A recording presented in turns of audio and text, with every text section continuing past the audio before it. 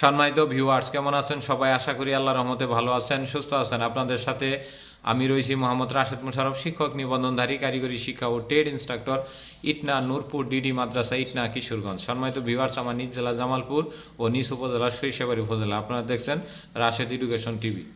সম্মানিত ভিউয়ার্স, আজকের আলোচ্য বিষয় 18তম শিক্ষক নিবন্ধনধারীদের ভাইবা পাস সনদ কোথা থেকে সংগ্রহ করতে হবে এ সম্পর্কে বিস্তারিত। সম্মানিত ভিউয়ার্স, আপনারা সবাই জানেন যে এমপিওভুক্ত স্কুল, কলেজ, মাদ্রাসা এবং কারিগরি শিক্ষা প্রতিষ্ঠানের সহকারী শিক্ষক, ট্রেড ইনস্ট্রাক্টর এবং প্রভাষক পদমর্যাদায় শিক্ষকতা করতে হলে অবশ্যই শিক্ষক নিবন্ধন সনদ অর্জন করতে হয়। আর প্রতি বছর একটি করে শিক্ষক নিবন্ধন সার্কুলার প্রকাশিত হয়।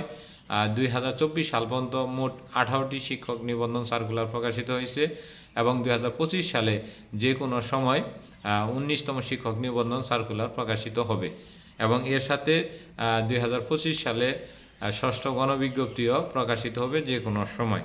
তো সম্মানিত ভিউয়ার, যারা 18তম শিক্ষক নিবন্ধনে ভাইবা দিচ্ছেন তাদেরকে জন্য আজকের এই ভিডিওটি। তো সম্মানিত ভিউয়ার্স, আপনাদের যখন ভাইবা শেষ হয়ে যাবে, ভাইবা শেষ হওয়ার 30 দিনের মধ্যে আপনারা আপনাদের শিক্ষক নিবন্ধন সনদে শিক্ষক নিবন্ধন ভাইবা পরীক্ষার রেজাল্টটা পেয়ে যাবেন। সেটি মোবাইলের মাধ্যমে আসবে এবং মোবাইলে ইউজার আইডি এবং পাসওয়ার্ড দিয়ে অনলাইনেও সেটি দেখতে পারবেন।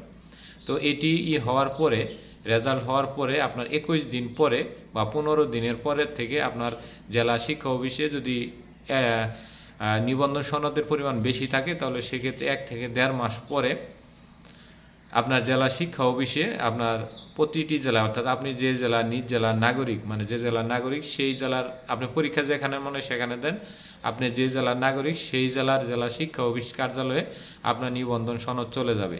তো আপনার যখন নিবন্ধন সনদ চলে যাবে তখন বিভিন্ন গ্রুপেই জানতে পারবেন যে নিবন্ধন সনদ কার কোন জেলায় আসছে, অথবা আপনি গুগলে সার্চ দিয়ে জেলা শিক্ষা অফিস লিখলে যদি তাদেরকে ফোন করেন যে স্যার আমাদের 18তম শিক্ষক নিবন্ধন সনদ এসেছে কিনা, তারা অবশ্যই আপনাদের জানিয়ে দিবে। মানে এখানে কিন্তু ফোন নম্বর রয়েছে জেলা শিক্ষা অফিস শেরপুর, জেলা শিক্ষা অফিস ময়মনসিংহ, জেলা শিক্ষা অফিস জামালপুর, জেলা শিক্ষা অফিস নেত্রকোনা। এইভাবে দিলে দেখবেন বলা নাম্বার এসে পড়বে।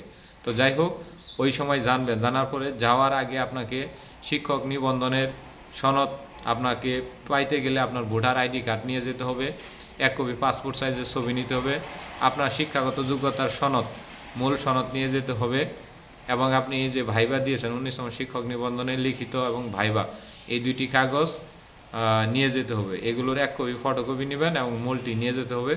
নিয়ে যাওয়ার পরে আপনাকে একটি ফর্মে, অর্থাৎ আপনার সার্টিফিকেটটি খুঁজে আপনাকে দিবে। দেওয়ার পরে আপনার স্বাক্ষর বা সত্যায়িত করে নেবে। এক্ষেত্রে অনেক পিয়ন কিংবা অফিস সহকারী কাম কম্পিউটার মুদ্রাক্ষরিক বা 16 গ্রেডের এরকম কিছু কর্মকর্তা রয়েছে বা কর্মচারী রয়েছে যারা 50 টাকা বা 100 টাকা বা 200 টাকা, ক্ষেত্রবিশেষ 300 বা 500 টাকাও একটি শিক্ষক নিবন্ধন সনদ নেওয়ার জন্য নিয়ে থাকে, যেটি নিয়ম বহির্ভূত কাজ। কেউ যদি 1 টাকা নাও দেন তাদেরও কিন্তু কিছু করার নেই, আপনাকে শিক্ষক নিবন্ধন সনদ দিয়ে দিবে, হয়তো একটু ঘোরাইতে চেষ্টা করবে। তবে অধিকাংশ শিক্ষা অফিসগুলো এখন বর্তমানে কিছুটা হলেও দুর্নীতি মুক্ত হওয়ার চেষ্টা করছে, সম্পূর্ণ হওয়াটা হয়তো হয়ে উঠতে পারবে না। তো যাই হোক, আপনারা এই শিক্ষক নিবন্ধন সনদটি সংগ্রহ করবেন।